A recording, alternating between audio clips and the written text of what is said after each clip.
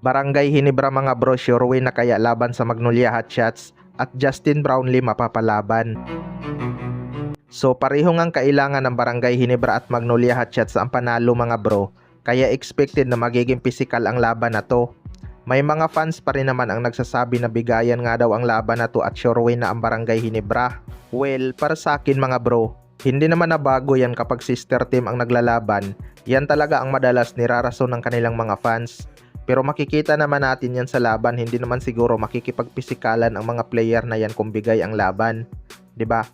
Panigurado mahihirapan talaga ang Barangay Hinebra kay Coach L. Tenorio dahil alam niya nga ang style ni Coach Timcon. Pero may nakahandang adjustment naman na siguro itong si Coach Timcon mga bro. Sana lang maganda pa rin ang ipapakita ni Isaac Go lalo na sa depensa. Mukhang hindi pa kasi makakalaro si Japit Aguilar mga bro.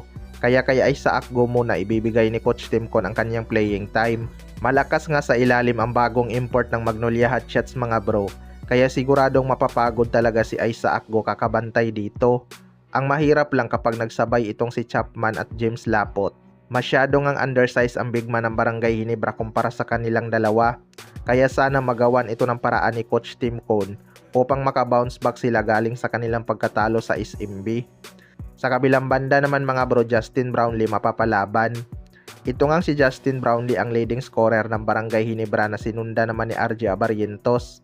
Hindi nga magiging madali para kay Justin Brownlee ang conference na to dahil wala siyang big man na makakatulong sa depensa.